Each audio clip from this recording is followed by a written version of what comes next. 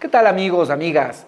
Un gusto poder estar nuevamente con ustedes. Bienvenido a este primer podcast del canal de Virgilio.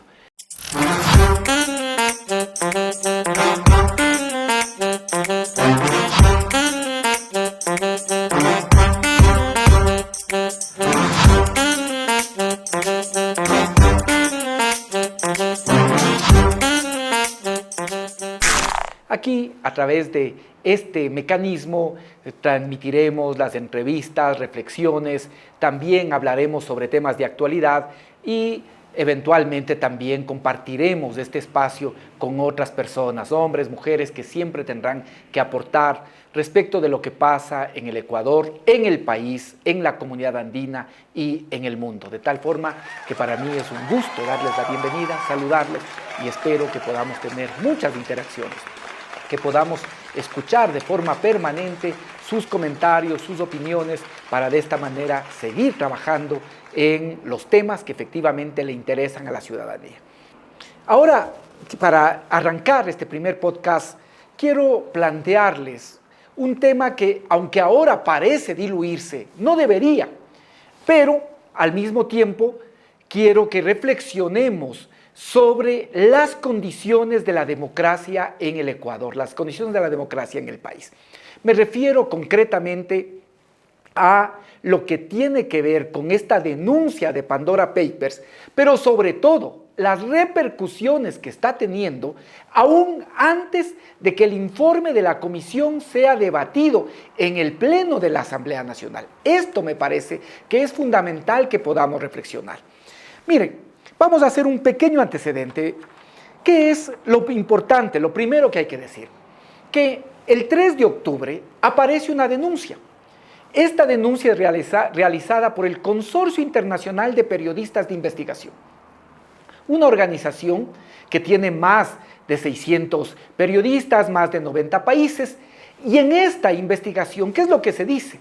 Que algunos políticos y otras personalidades de la farándula utilizaron paraísos fiscales para esconder o para colocar sus fortunas. Esto dice esa investigación.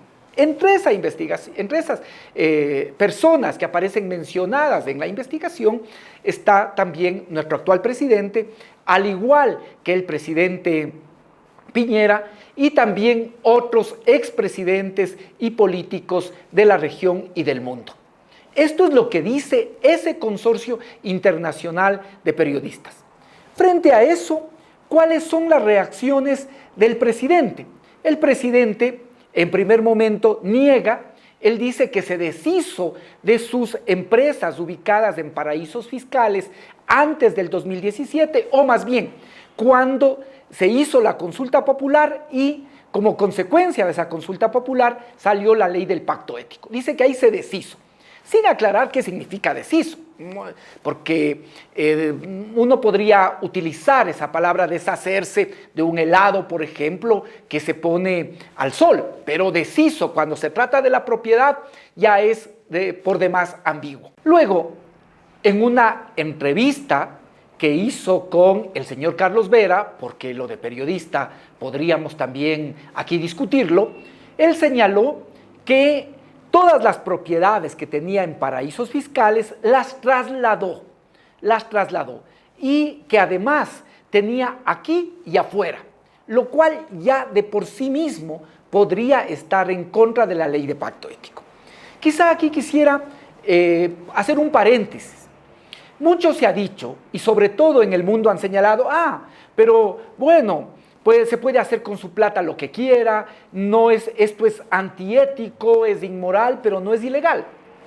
¿Por qué antiético en el caso de un político y sobre todo de quien es presidente? Porque en el caso, por ejemplo, del actual presidente Guillermo Lasso, durante el año 2013 y 2017, los años 2013 y 2017, que fue candidato a la presidencia, él llamaba a los inversionistas a que puedan venir al país. Y sin embargo, ¿sí?, ¿qué inversionista le va a creer cuando él sacaba los recursos? Y no solo eso, las investigaciones de la comisión y también lo revelado por los papeles de Pandora nos hacen ver que no solo que él sacaba, sino que facilitaba a través de estas instituciones que otros ecuatorianos puedan sacar sus recursos fuera del país. De tal manera que es claramente antiético, es inmoral políticamente hablando, pero hay que decir algo además importantísimo. Para el caso ecuatoriano sí es ilegal, porque existió una consulta popular y además existió una ley que ahora se denomina la ley del pacto ético, que precisamente prohíbe que cualquier funcionario público, sea de carrera o más aún de elección popular, desde un vocal de junta parroquial, presidente de junta parroquial, concejal, alcalde, prefecto, asambleísta, parlamentario y más aún el presidente o vicepresidente de la República, tengan propiedades domiciliadas en paraísos fiscales. Esto en el Ecuador sí es ilegal. Esto es importante señalar. Por eso que esta investigación tiene tanta importancia. Y la Asamblea Nacional resuelve el 7 de octubre, la Asamblea Nacional que va a conformar una comisión para investigar. Inicialmente, el 3 de octubre, cuando sale esta denuncia, el presidente tarda horas en pronunciarse, pero luego él dice que va a entregar y les invita a los miembros de la Comisión de Fiscalización que vayan a comer en el Palacio de Carondelet y que les iba a entregar la información.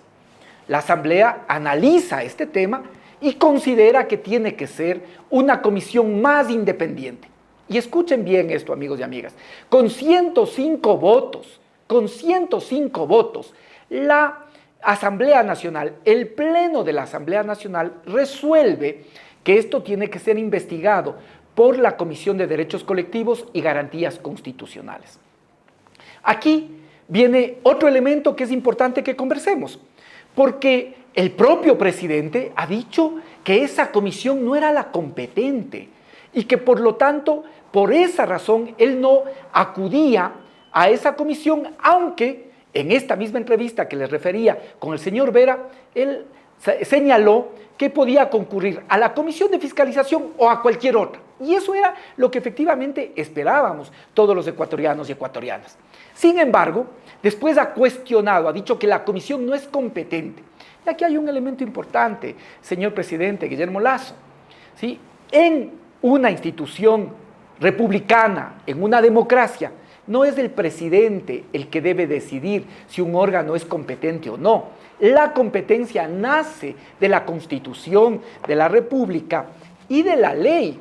Y por lo tanto, es la Constitución de la República y la Ley Orgánica de la Función Legislativa la que señala que la potestad de fiscalizar es de todos los asambleístas, y por ende, que todas las comisiones pueden tener también competencia de fiscalización. ¿Qué es lo que hace la comisión? ¿Qué es lo específico entonces de la comisión de fiscalización? Que además, según la última reforma, ¿sí? los integrantes de esta comisión no pueden ser parte de otras comisiones. Lo específico de esta comisión es que ellos sustancian un proceso cuando ya existe precisamente una denuncia para juicio político. Eso es lo distintivo de esa comisión, pero luego todos los asambleístas tienen la facultad de poder llevar adelante procesos de fiscalización y además todas las comisiones, como no podía ser de otra manera, tienen la posibilidad de fiscalizar. De tal forma que ese argumento de que la comisión no era competente se cae por su propio peso. Y le vuelvo a decir, no es en una república el presidente el que decide quién es competente o no. Eso lo determina la Constitución y la ley. Y en este caso está muy clara la competencia de los asambleístas y también de las comisiones. Además, y esto es importante también que se pueda señalar, ¿sí? La propia Ley Orgánica de la Función Legislativa le da la posibilidad en el artículo 9, numeral 20, para que el Pleno decida sobre todos los temas que se pongan a su consideración a través de una resolución. Y fue una resolución del Pleno la que estableció que debe ser la Comisión de Derechos Colectivos y Garantías Constitucionales la que lleve adelante la investigación. Pero quisiera avanzar, porque ya se ha hablado mucho del tema de Pandora, Yo quisiera ahora referirme sobre todo al proceso de aprobación y a lo que en este momento viene sucediendo. Creo que es importante decir esto. Mire, la comisión, el 5 de noviembre terminó esa investigación y fue remitida a la presidenta de la Asamblea, entiendo con fecha 7 de noviembre. ¿Qué dice las conclusiones de ese informe? Dice que el presidente presumiblemente violó la Constitución, violó la ley, dice que violó la ley del pacto ético, ¿sí? Y que además podrían existir otro tipo de delitos como evasión tributaria, perjurio, testaferrismo. Eso señala el informe de la comisión. Por lo tanto, dice este informe de la comisión en sus recomendaciones, la primera recomendación, ¿sí?, a criterio de las 2/3 partes, 6 de 9 de los asambleístas, consideran que esto abona a una situación de conmoción interna, de incertidumbre, y que por ende se ha cumplido lo que señala el artículo 130, numeral 2 de la Constitución de la República, lo cual implicaría que todos se vayan a su casa y por ende se hagan nuevas elecciones. Esto es la primera recomendación de ese informe. La segunda recomendación es que el presidente concurra a poder explicar, porque se le invitó por 2 ocasiones, y aunque él había dicho que va a concurrir a cualquier comisión, finalmente no fue. Entonces, la segunda recomendación, aún ahora la comisión insiste en que vaya al pleno de la Asamblea y dé una explicación no solo a los legisladores, sino al país. Otra recomendación de la comisión es que los funcionarios que debieron entregar información lo hagan, que cumplan con sus atribuciones constitucionales y legales y entreguen esa información. Esas son, en síntesis, las conclusiones más importantes de este informe. Este informe es remitido a la presidenta de la Asamblea Nacional y hasta el día de hoy, hasta este momento, no hay una convocatoria para que se analice en el Pleno este informe con las recomendaciones de la comisión. Esto todavía está pendiente. Ahora, ¿qué es lo que ha pasado? Que durante este tiempo, ya más de mes y medio, ¿no?, precisamente el presidente está cumpliendo 6 meses en su mandato, pero este último mes y medio, en lugar de destinar el tiempo el presidente para aclarar estos temas y poder dedicarse con completa autoridad a otros asuntos como el de la crisis carcelaria o el tema de inseguridad en el país, sin embargo, ha buscado ocultarse y que el proceso no se tope, el proceso ya no se hable, que incluso el Pleno no trate este tema. Esto es muy grave. Y por otro lado, hemos tenido al mismo tiempo, y esto es ya lo escalofriante, que empieza un proceso de persecución. Esto hay que decirlo. Y empieza este proceso de persecución, miren, motivado por un ex legislador. Yo no entiendo cómo fue congresista, cómo fue asambleísta, cuando no entiende cosas fundamentales, básicas del proceso de aprobación de una ley o de una resolución, como es en este caso, que fue encargada por el Pleno de la Asamblea Nacional. Este ex legislador, a quien no quiero ni mencionar siquiera, porque realmente su falta de seriedad en las denuncias y en las cosas que hace no amerita hacerlo, pero va y entrega una denuncia por falsedad ideológica en la Fiscalía, aprovechando declaraciones desafortunadas de legisladores que dicen que se cambiaron cosas de último momento o que se introdujeron cosas de último momento. Eso es lo que dicen los legisladores. Aprovecha de esto este excongresista, ¿sí?, y por lo tanto va y deja una denuncia en la Fiscalía General del Estado. Y ahí vienen realmente cosas que preocupan porque amenazan al Estado de Derecho, amenazan a los principios democráticos. Son una amenaza. ¿Por qué? Porque la Fiscalía, de forma inmediata, pero es que esto es el 16 de noviembre, la Fiscalía General del Estado, a través de una fiscal delegada, como es la doctora Paola Gallardo Torres, inmediatamente establece un impulso. Inmediatamente. ¿Por qué se hace esto? Supuestamente investigando un supuesto delito de falsedad ideológica, aprovechando estas desafortunadas declaraciones de que se habría cambiado. Y allí realmente a mí me causa hilaridad, ¿Por qué? Porque efectivamente, y he sido, para poder señalar esto, fui presidente de la Comisión de Participación Ciudadana en la Constituyente y también la que diseñó los elementos del sistema de representación. Fui presidente de la Comisión de Gobiernos Autónomos, fui presidente de la Comisión de Régimen Económico, además vocal del CAL en los 8 años que fui legislador. Y entonces se dice algo tan absurdo como que los informes fueron cambiados de último momento, cuando realmente esa es precisamente la atribución que tiene la comisión. El presidente con el secretario relator presentan un proyecto de informe. Ese proyecto de informe tiene que ser discutido, tiene que ser debatido y obviamente que tiene que ser cambiado, obviamente, para eso es el informe, para eso es el informe. ¿Cuándo sería una supuesta falsedad ideológica? Obviamente que aún así debería seguirse el debido proceso. Si el presidente y el secretario, una vez que el informe fue votado y además que el informe ya fue firmado, luego de eso cambiaron los textos. Ahí sería falsedad ideológica y además otra serie de delitos porque tendrían que falsificar las firmas, las humillas de los legisladores que lo hacen en cada una de las páginas. Esto es completamente absurdo. El presidente, el secretario presentan un informe, pero este informe es discutido, debatido, ¿sí? Y obviamente tiene que ser cambiado, pues. Puede ser cambiado de último momento, claro, puede ser cambiado hasta el minuto mismo en que se tenga que votar. Esta es la naturaleza de los informes.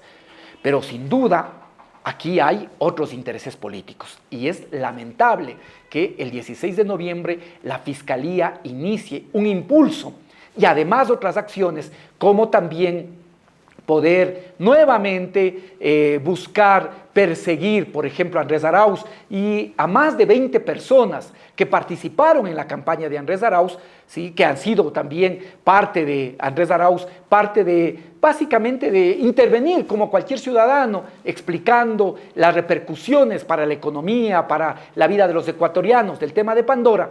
También se le inicia un proceso legal por enriquecimiento ilícito respecto de aportes que se realizaron a la campaña electoral.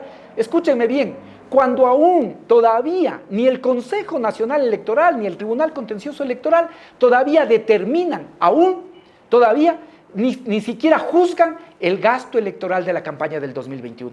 Esto es completamente absurdo lo que se hace, completamente absurdo. Solo denota este interés de persecución, lo cual a mí, de manera particular, ustedes saben las razones, me asusta que la Fiscalía actúe así, porque denota que no hay independencia, no hay imparcialidad, no se actúa con criterios técnico-jurídicos.